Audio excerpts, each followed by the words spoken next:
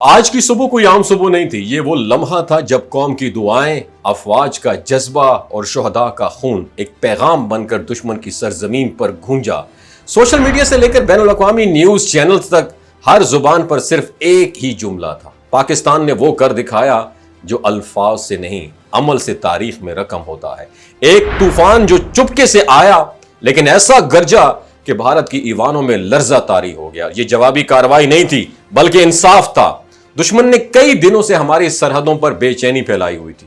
بھارت نے رات کے اندھیرے میں پاکستان کے نور خان، رفیقی اور مراد ایئر بیسز پر حملے کی ناکام کوشش کی، لیکن اسے کیا خبر تھی کہ اس کی یہ چال ایک ایسی آندھی کو بیدار کر دے گی جس کا ہر جھونکا لوہے کو پگھلا دیتا ہے۔ پاکستان نے فوراً آپریشن بنیان المرصوص کا آغاز کر دیا، اور اس آپریشن کا نام بھی قرآن کی سورہ سے لیا گیا، جس میں اللہ تعالیٰ فرماتا ہے، جس کا ترجمہ یہ ہے: اللہ ان لوگوں کو پسند فرماتا ہے جو اس کی راہ میں سیسا پلائی ہوئی دیوار کی طرح صف بستہ ہو کر لڑتے ہیں۔ اور یہی دیوار آج پاکستان کی فوج بنی، نہ صرف جسمانی طور پر بلکہ ایمانی قوت کے ساتھ، دشمن کے ساتھ ایک اٹل چٹان کی طرح۔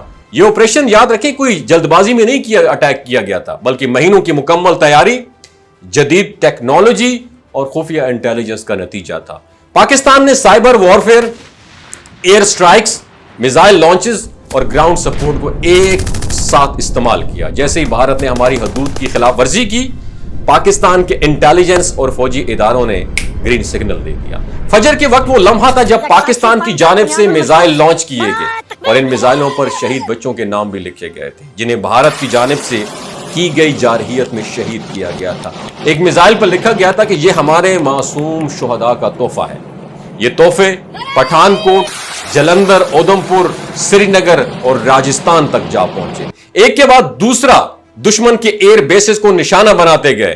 اودھمپور میں بھارت کا ایئر ڈیفنس سسٹم مکمل طور پر ناکارہ کر دیا گیا۔ جلندھر میں ایئر بیس کو ٹیکنیکل اور دوسری میزائلوں سے شدید نقصان پہنچایا گیا، اور پٹھان کوٹ میں موجود بھارتی فضائیہ کی اہم جو تنصیبات ہیں وہ راکھ کا ڈھیر بن گئیں، اور دہلی کے نواح میں جو واقع حساس سسٹمز ہیں ان کو بھی ہٹ کیا گیا، اور سائبر حملے کے ذریعے بھارت کے گرڈ سٹیشنز پر بجلی کی فراہمی معطل کر دی گئی۔ اب آپ سوچ رہے ہوں گے کہ یہ سب اتنی صفائی سے کیسے ممکن ہوا؟ تو جواب ہے پلاننگ، صبر اور قومی اتحاد۔ D G I S P R نے رات گئے 3 بریفنگز کی جس پر آپریشن کی اپڈیٹس دی گئیں۔ پاکستان کے دفاعی ماہرین نے دشمن کے ہر ممکنہ رد عمل کا پہلے سے انالیسس کر رکھا تھا۔ بھارت نے مختلف مقامات پر میزائل فائر کیے، لیکن وہ یا تو انٹرسیپٹ کر لیے گئے یا غیر مؤثر ثابت ہوئے۔ ایک خاص پہلو جو اس آپریشن کو یادگار بناتا ہے وہ اس کا جذباتی پہلو ہے۔ جو میزائل دشمن پر داغے گئے ان پر صرف بارود نہیں بلکہ ان معصوم بچوں کی تصویریں تھیں جو چند دن پہلے بھارتی گولہ باری میں شہید ہو گئے تھے۔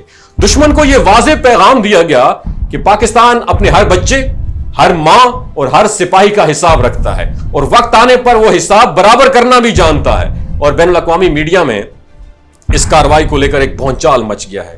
دنیا بھر میں تجزیہ کار حیران ہیں کہ پاکستان نے کتنی ڈسپلن انداز میں کارروائی اتنی کم مدت میں کیسے مکمل کر لی۔ تو جواب واضح ہے میری جان، جب دشمن ظلم کرے تو مظلوم اگر متحد ہو جائے تو وہ ظالم کے کلے کو بھی ہلا کے رکھ دیتا ہے۔ اور یاد رکھیے، پاکستان نے یہ قدم صرف اپنے ڈیفنس کے لیے اٹھایا ہے۔ ہم نے جنگ نہیں چھیڑی ہے بلکہ اپنی قوم کی تحفظ کے لیے وہ قدم اٹھایا جسے دنیا برسوں یاد رکھے گی۔ آج دنیا دیکھ چکی ہے کہ پاکستان نہ صرف ایک ایٹمی طاقت ہے بلکہ حکمت، اسٹریٹجی، صبر اور ڈیسیژن میکنگ کی ایک عملی مثال بھی ہے۔